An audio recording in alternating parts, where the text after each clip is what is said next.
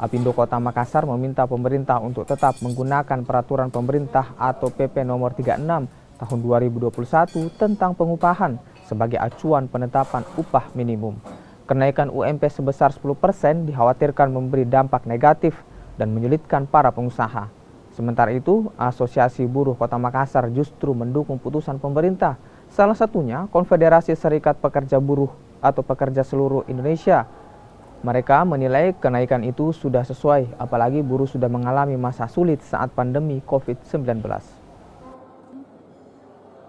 UMP ini kan hanya berlaku untuk orang yang bekerja 1 tahun ke bawah.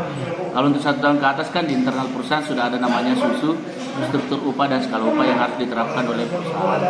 Jadi kalau menurut kami UMP ini harusnya pemerintah konsisten dengan PP 36 yang dipakai untuk menentukan upah tahun 2022. Dan itu harus dipakai di 2023 karena perusahaan sudah menghitung.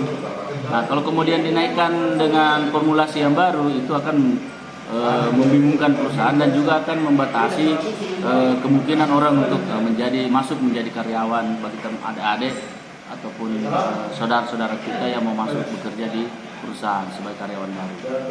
Permenaker 18 ini ya memang perbaikan dari PP 36 ya, karena kalau PP 36 ini dipakai dan dipertahankan ya saya kira serikat buruh juga akan menjerit karena di tahun kemarin ya untuk tahun ini 2022 kan tidak ada kenaikan upah kita dan banyak daerah yang merasakan itu, sehingga itulah kita mendesak pemerintah supaya ya penetapan upah minimum untuk 2023 ya ada perbaikan. Nah, dikeluarkanlah Permenaker 18 ini.